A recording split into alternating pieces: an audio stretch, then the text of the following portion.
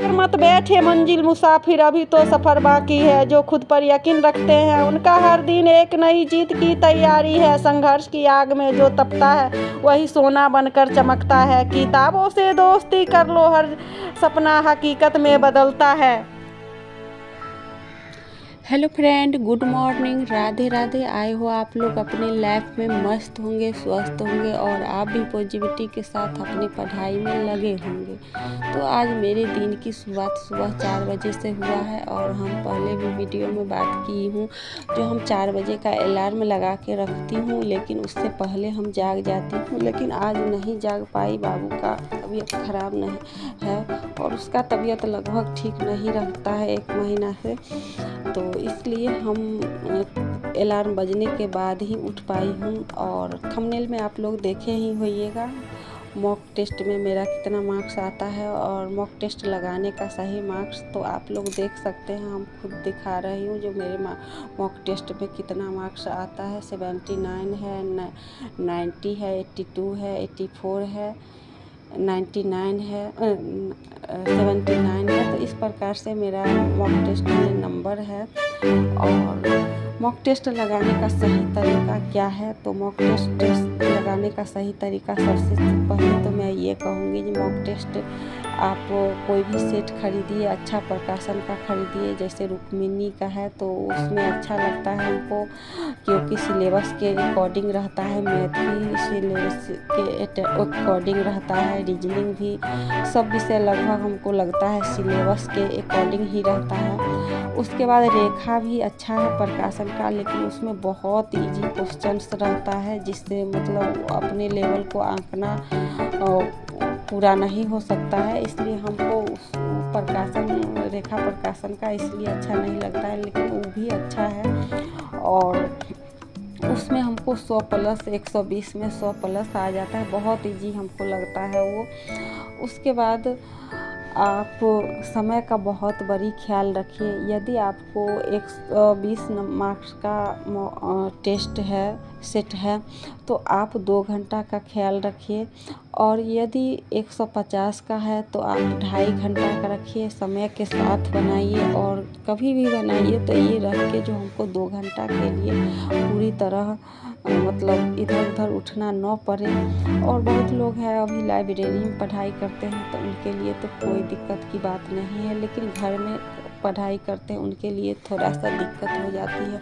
और ख़ासकर तो हाउस वाइफ के लिए बहुत दिक्कत हो जाती है। तो हाउस वाइफ के लिए कहेंगे हम यही जो सुबह में लगाइए, क्योंकि हम इससे पहले वीडियो में भी बताई हूँ जब भी मैं सेट लगाती हूँ तो सुबह में ही लगाती हूँ।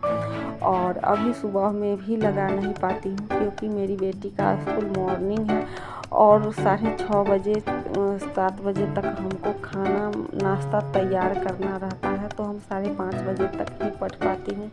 और 4 बजे उठती हूँ, 3:30 बजे कभी उठती हूँ, तो नहीं हो पाता है, 1-1.5 घंटा ही पढ़ पाती हूँ सुबह में।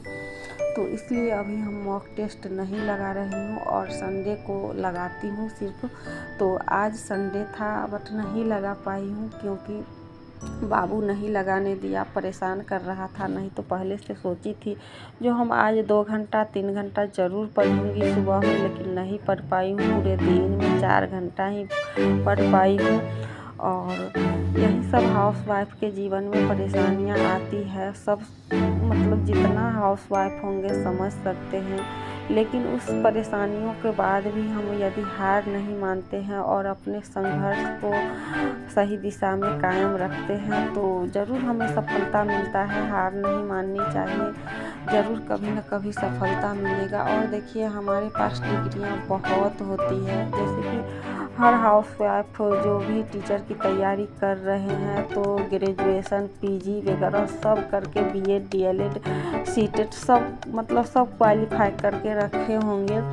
और ये सब इतना सारा डिग्री हमारे पास तो 2 पीजी का डिग्री है, मतलब डबल पीजी किए हुए हैं, डबल ग्रेजुएशन किए हुए हैं। तो मानिए इस प्रकार से हम ही नहीं है, बहुत सारी हाउस वाइफ होंगे और अन्य लोग भी होंगे जो मतलब डिग्रियां काफ़ी डिग्रियां होगा, लेकिन डिग्रियां कब काम की आएगी। जब हम सक्सेस हो जाएंगे, जब मुझे सफलता मिल जाएगी, जब मुझे डिग्री मिल जाएगा। यदि उस डिग्री का कोई महत्व नहीं है जब तक हमें सफलता नहीं मिला है। यदि अंत तक मुझे सफलता नहीं मिला तो उस डिग्री का कोई महत्व नहीं। जैसे बेकार कागज है, इस प्रकार से उस डिग्री का मतलब उस कागज का डिग्री का महत्व हो जाएगा। कोई नहीं जानता है जो मैं कितना डिग्री लेके रखी हूँ, मेरे पास कितना डिग्री है, 2-2 पीजी करके हम बैठी हूँ कि क्या नहीं, कोई नहीं जानता है। सिर्फ कोई देखता है तो मेरी सफलता। और हम अभी संघर्ष भी इतना कर रही हूँ तो मेरे संघर्ष को कोई नहीं देखेगा और कोई नहीं जानेगा। जब हम इतना संघर्ष कर रहे हैं, मेरे संघर्ष का तभी महत्व होगा जब हम सफलता पा होंगे, मुझे सफलता मिल जाएगा। तो हम वो छोड़ूंगी जब इतना दिनों से घर के काम के साथ पढ़ाई कर रही हूँ कुछ और करूँगी जब तक सफलता न मिले। और यदि नहीं मिलने के बाद ये तो मैं समझूंगी जो मेरे पास जो तजुर्बा हो जाएगा शायद वो किसी और के पास नहीं हो सकता है। हमें सफलता नहीं मिले लेकिन तजुर्बा तो ज़रूर मिलता है। तो इस प्रकार से अपने कभी नहीं हाउसवाइफ को हारनी चाहिए और सफलता के लिए हर समय प्रयासरत रहनी चाहिए। और प्रयासरत करने के बाद ज़रूर सफलता मिलता है।